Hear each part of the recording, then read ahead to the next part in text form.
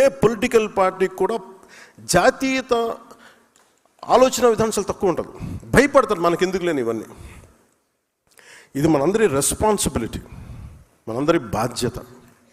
అందుకని మీరు దీన్ని చాలా చాలా బలంగా తీసుకోండి. దీన్ని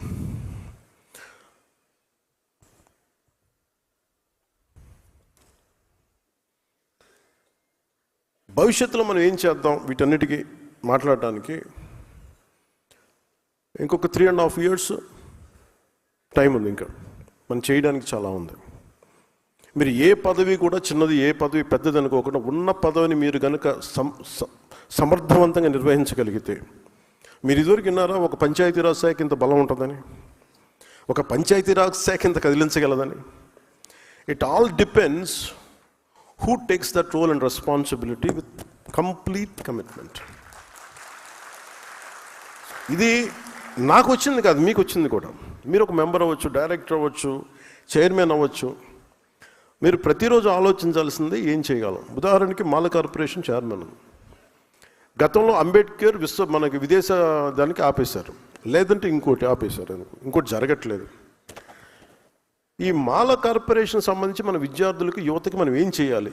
చైర్మన్ గారు కూర్చొని, పెద్దపూడి విజయ్ కుమార్ గారు కూర్చొని ఆలోచించాలి. ఒకసారి డబ్బులు కనిపించవు, డబ్బులు లేవని, ఫర్నిచర్ కూడా లేదని కొన్ని పరిస్థితులు కొన్నిసార్లు ఉంటాయి. 2 కుర్చీలు, టేబుల్స్ తప్ప ఏమీ లేవు. కానీ ఏదైనా సరే వ్యక్తే వ్యవస్థ నిర్మిస్తాడు, వ్యవస్థ వ్యక్తులు నిర్మిస్తుంది. ఈ రోజున ఒక వ్యక్తి వచ్చి నిర్మించాడు జనసేన, అది ఈరోజు వ్యవస్థ అయింది. రేపొద్దున వ్యవస్థ వ్యక్తులు నిర్మించాడు. అందువల్ల ఏ పదవి కూడా మీరు తక్కువ అనుకోవద్దు. ఏది తక్కువ, మన ఎవరికి ఎక్కువ కాదు, తక్కువ కాదు. It all depend. మీరు పిండే కొద్ది రొట్టె, మీరు ఎంత సమర్థవంతంగా పనిచేస్తారో దాన్ని అంత ఇంపాక్ట్ఫుల్గా నీటి సంఘాలు మీరు పని చేయాలంటే మీరు ఎంత ఉందో మీకు పని చేయడానికి. రైతు కన్నీరు తొడవగలరు మీరు. అది కానీ మీరు పెట్టుకున్నారంటే చాలా చాలా అద్భుతం. మన ఈ మధ్యన అంటే ఇంకోటి, పొద్దున్నే మీటింగ్ అంటే జస్ట్ నేను ఎంత బాధ్యతగా ఉన్నాను చెప్పడానికి మీకు చెప్తున్నాను. ఒకటి, మీరు ప్రతి నాయకుడికి బాధ్యత తగ్గించాల్సిన అవసరం ఉంది. అంటే ప్రతి సమస్య, ఇప్పుడు ఒక ఊళ్ళో రోడ్డు లేకపోతే పవన్ కళ్యాణ్ దగ్గరికి వచ్చేస్తే రోడ్డు వచ్చేస్తే అన్నారంటే ఇట్స్ ఎ ఫెయిల్యూర్. అది ఒక జిల్లా కలెక్టర్, స్థానిక ఎమ్మెల్యే చేయాల్సిన పని, స్థానిక సర్పంచ్ చేయాల్సిన పని ఒక ఉప ముఖ్యమంత్రి స్థాయి వ్యక్తికి వచ్చి సాల్వ్ అవుతుంది అంటే అది మన ప్రజాస్వామ్యం తాలూకు లక్షణాన్ని బలహీనపడిందని అర్థం. అది అసలు నా దగ్గరికి రాకుండా ఉండాలంటే ఏం చేయాలన్న దానికి నేను ఆలోచిస్తున్నాను, దానికోసం ప్రయత్నం చేస్తున్నాను. అంటే ఒక ఆడపిల్ల వచ్చి, ఒక చూపు సరిగ్గా లేని ఆడబిడ్డ ఇండియాని రిప్రజెంట్ చేస్తూ వచ్చి ఆ పాప అడిగింది, మా ఊరికి రోడ్డు వేయమని. అది ఎవరిని అడగాలి? నన్ను కాదు అడగాల్సింది. నిజంగా ఇంపాక్ట్ఫుల్గా గవర్నెన్స్ ఉంటే, అంటే ఇప్పుడు కాదు, ఒక 5 సంవత్సరాలని కాదు, గత దశాబ్దాలుగా మనం ఏం చేస్తున్నామంటే ప్రజాస్వామ్యం తాలూకు స్ట్రక్చర్ని వీకెన్ చేస్తున్నాం. నాయకుడు ఇంపార్టెంట్ అయిపోయాడు, వ్యవస్థను చంపేస్తున్నాం. అది మారాలి.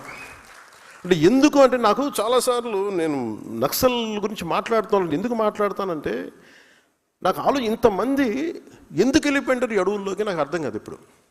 అంటే ఎంత కోపం ఉండాలి వీళ్ళకి. ఆ కోపం ఎక్కడికి పోదు.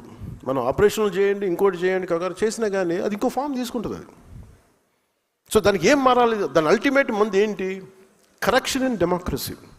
What is the correction in democracy అంటే accountability in democracy, responsibility in democracy. అది చిన్న పదవా పెద్ద పదవా అని కాదు.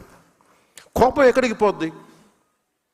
నేను అందుకని తపన పడుతున్నాను ఈరోజు, నా కోసమో, నా పిల్లల కోసమో, మన కోసం కాదు. నేను తపన పడుతుంది, చూస్తుండగా పాడైపోతుంది మన ఈ ప్రజాస్వామ్య వ్యవస్థ అని అనిపిస్తాం. అంటే మన కళ్ళ ముందు ఒకడు కూర్చొని ఒక మాజీ ముఖ్యమంత్రి గారి సతీమణిని ఇష్టారాజ్యంగా తిడితే మనం ఏమి చేయలేని నిస్సహాయ స్థితిలో ఉన్నామంటే భయం వేసింది నాకు. అంటే ఎలయన్స్ తాలూకు ఎందుకు పెట్టామంటే రేపొద్దున ఎదురింటోటి జరుగుతుంది మన సంబంధం లేదు, పక్కింటోటి జరుగుతుంది మన సంబంధం. రేపొద్దున ఇంట్లో వచ్చి కూర్చుంటుంది, అప్పుడు ఎవడు రాడు.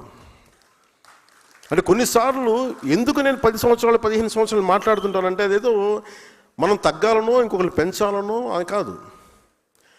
అసలు ముందు ప్రజాస్వామ్య వ్యవస్థని బలోపేతం చేసిన తర్వాత, ఒక లెవెల్ గేమ్ వచ్చిన తర్వాత అప్పుడు వేరే ఆలోచన. Till then I want the strength in alliance.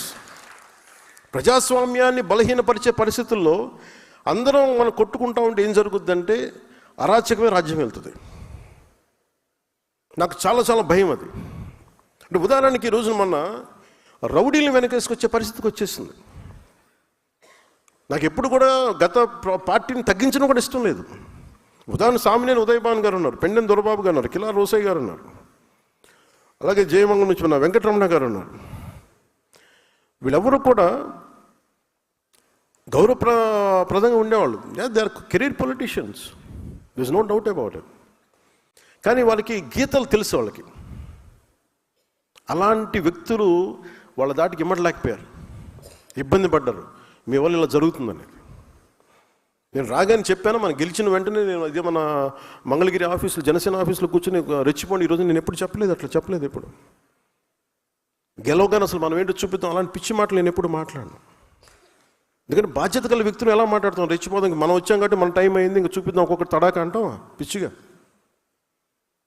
ఆ బాధ్యత ఉంటే మనం ఎందుకు ఈ స్థాయి దాకా ఎందుకు వస్తాయి? మన ప్రజలు నమ్మారంటే నువ్వు బ్యాలెన్స్కి వెళ్తామని కదా. సో నాకు ఆ బ్యాలెన్స్ని మీరు సమాజంలోకి మీ పదవి ద్వారా తీసుకెళ్ళండి. మీ ఏ స్థానాల్లో ఉన్నారో please start doing small correction. చిన్న చిన్న కరెక్షనే ఉండదు, చేయండి. చిన్న చిన్న కరెక్షనే కావచ్చు, అది మీరు బాధ్యతగా చేయాల్సి వస్తుంది. అలాగే నిన్న మాట్లాడితే ఎందుకు అమరజీవి పొట్టి శ్రీరాములు గారి పేరు పెట్టాల్సి వచ్చింది, అమరజీవి జలవాహిని. అంటే మనం చేయాల్సింది జనసేన పార్టీగా ఎవరైతే త్యాగాలు చేశారో వాళ్ళని గుర్తించకపోతే, ఉదాహరణకి కొట్టేసాయినో ఎందుకు గుర్తిస్తాం? ఒక దెబ్బలు తిన్నాడు మా పార్టీ కోసం, లేదంటే ఒక స్థానిక సమస్య కోసం ఒక దెబ్బలు తిన్నాడు బికాజ్ పార్టీ ప్లాట్ఫామ్ మీద. మనమే ఇలా కూర్చోబెట్టి పార్టీ కోసం పనిచేసిన వాళ్ళని గుర్తించి ఇంత ఆనందం మనకుంటే, ఇన్ని వేల మంది ఇక్కడ కూర్చొని మాట్లాడుతూ ఉంటే మనకి ఇంత ఆనందం ఉంటే, ఇన్ని కోట్ల మందికి దేశం మొత్తం మీద భాషా ప్రయుక్త రాష్ట్రాలు తెచ్చిన మహానుభావుడు, లేదంటే తెలుగువాడి ఉనికి, తెలుగు జాతి, తెలుగు ఆత్మగౌరవం అని ఈరోజు మనం మాట్లాడగలుగుతున్నామంటే దానికి మూల పురుషుడు అమరజీవి పొట్టి శ్రీరాములు. అంటే మనం అలాంటి వ్యక్తుల్ని మనం స్మరించుకోకపోతే, అంటే ఉదాహరణకి 5 సంవత్సరాలు పనిచేసిన ముఖ్యమంత్రి పేర్లు కూడా పెట్టేస్తారు. కానీ మనం ఎవరి సాక్రిఫైస్ మీద మనం నిలబడ్డామో, ఎవరి బలిదానం మీద నిలబడ్డామో ఆ వ్యక్తులను వదిలేస్తున్నాం.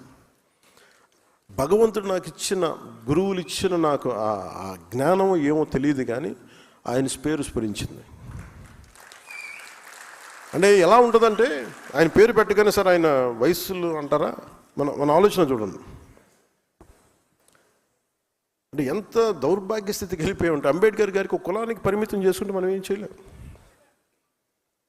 అంబేద్కర్ అందరి వాడు, లేదు మావాడి మా దగ్గరే ఉంటాడంటే మనం ఏం చేయలేం దానికి. కానీ ఎవరు వద్దనుకున్నా లేదనుకున్నా అంబేద్కర్ గారు గుండెల్లోనే ఉంటారు మనం. దాన్ని మేము పొలిటికలైజ్ చేయం. ఓనర్షిప్ ఒక్కళ్ళకి అని అంటానికి కుదరదు, నాయకులకి. అంటే ఈ స్థాయికి ప్రపంచం వెళ్ళిపోతున్న మనం కరెక్ట్ చేసుకోకపోతే మన స్థాయిల్లో చాలా చాలా తప్పులు చేసిన వాళ్ళం అవుతాం ఇవన్నీ. సో అందుకని ఇవన్నీ ఒక్కొక్కరు చేసుకుంటూ వెళ్తాం. నా ఉద్దేశం